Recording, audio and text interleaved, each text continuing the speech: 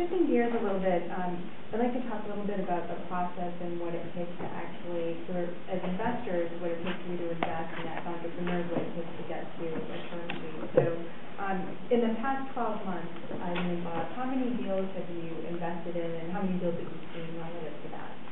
So, what give us here a sense of what your deal flow is actually like. So I invested over a dozen deals in 2009, and that was a very tough year. And I'm probably right now, it's hard to remember exactly how many deals that I've seen, but incoming leads is probably around 10 to 12 a day.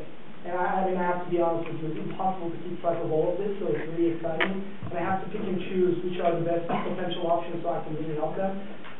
In terms of the investment process, again, I think, the most important thing here is every 6 to 12 months, like Todd, let's just take a deal. So when I spoke to Todd, he had some critical elements of what I'm looking for. So number one, right at that time, video was exploding, and I'm like, okay, so I missed that wave. It's too late to invest in video because it's already exploding. What's the next big thing? Video monetization.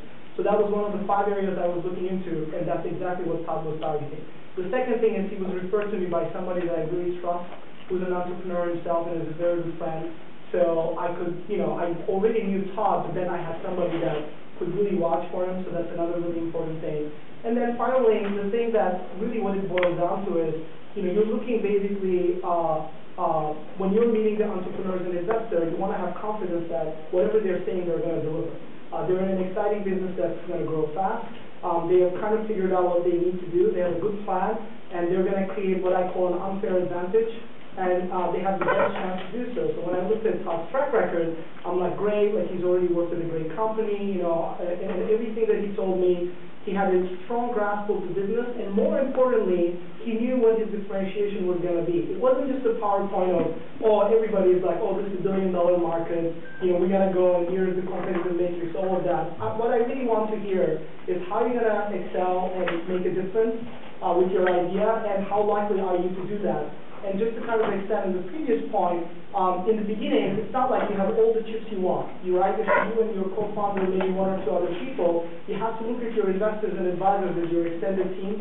Whatever is the strengths you don't have, whatever is the domain expertise you don't have, that's basically an important function of your investors and advisors. Being able to get that mix right is one of the most important things. You have the best team, even if you don't have the best idea, you have much higher chances to win. My funnel's a little bit smaller than Aydin's. I probably looked actively at 200 deals last year, invested in 5. And by looked actively, I mean at least had a meeting face to face and thought about it. I agree with Aydin that it's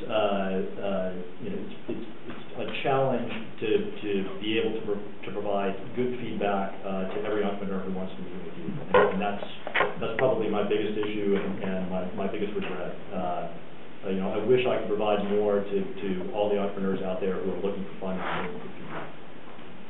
So how does somebody grab your attention though? Is it making that personal connection to you? Is there, if I'm an entrepreneur and I want to get your attention? It's coming in through a trusted source.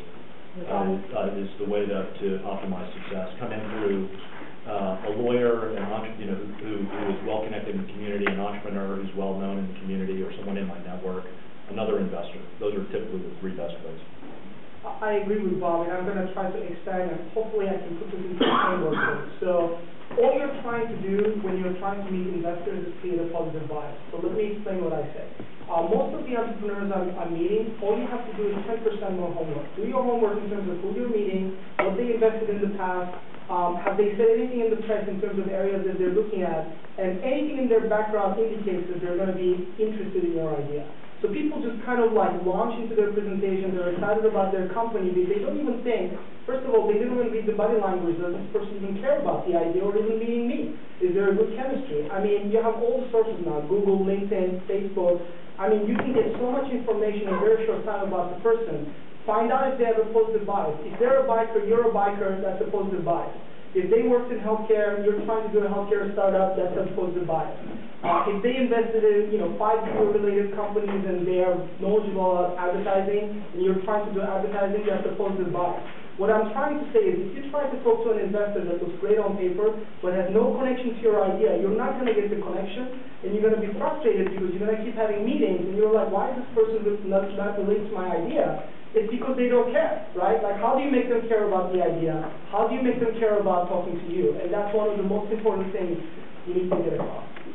So when somebody says, get some more traction, what, if an entrepreneur hears that, is that something that they should hear?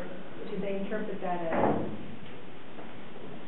really get some more traction, or is that a polite brush off? Because I think that's an important, entrepreneurs hear that quite differently. Well, they also hear it's intriguing.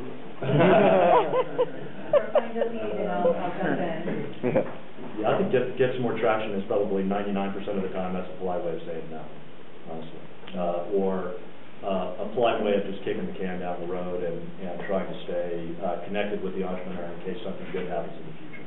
And intriguing means no, unless Kleiner drops you a term sheet, in which case I want to call him back. I mean, I'd add a little to that. I think that as a first-time entrepreneur, a little bit of traction was extremely important in my process. So, if I were raising angel money today, I think off of, reputation relationships, I'd have a lot more success than I did at the time that I started. So when I started the company, I started it while I was working at another startup. It was nights and weekends, and we worked on it for 6 months till we had a working prototype. We had a couple customers, and then I left that company and I spent 3 months building the product before I went to raise angel money, because I felt that at that time, with my reputation, I wasn't going to be able to raise angel money without traction. And so maybe the feedback would have been, get some traction, maybe that was good feedback. So I think that I think the sort of the earlier you are in your career and as you're a first-time entrepreneur, traction of any kind is a great indicator and something that you should focus on, not just an idea and a deck. If there's traction and then there's, I just filed the S1 for that skill. Somewhere, you have to qualify what traction really is. And how many angels did you approach before you got funding in your first company? I actually didn't approach any of them. They approached me. Okay. Because remember, they were part of a close-knit group. Okay. So it's basically people that were involved in the company, even like the founding engineer, would say, well, my dad wants to know how to say it. So, okay, maybe. So how long is the process? How long does it take for you guys to come to a decision? Is it, when they start having it flow? It could take anywhere from 48 hours to multiple weeks. Partly it's so, again, I think everything kind of boils down to the different risks involved with making a startup successful. So there's funding risk. So let's say that you already have a lead and you have some of the rounds spoken for, that becomes risk.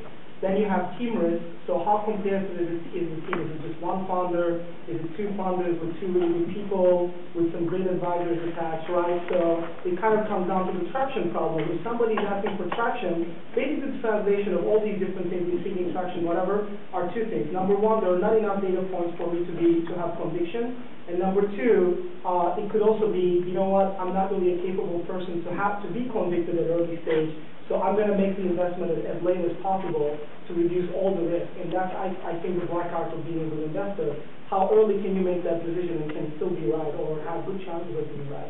But basically what I'm trying to tell you, there are some times when, the deal is so hot that supply and demand, it's an incredible founder, great idea, no-brainer, and you just, as an investor, you want to be involved with that kind of an entrepreneur and deal, assuming that there's a good match. And sometimes it's a tough process. There have been times when I'm the first investor that spoke to a founder, and we literally called every single investor, got them around together, and it took longer. But, the outcome was still the same. It's the positive outcome, getting it. And, again, it's very important when you're actually going through the process yourself. Todd said he spoke to 50 investors and got to 9. So it all comes down to checking off every risk factor and really asking yourself, have you really covered all the important risks? And in the investor's mind, have you convinced them that you have the best chance of winning against the odds? And do you have the right unfair advantages to beat those odds?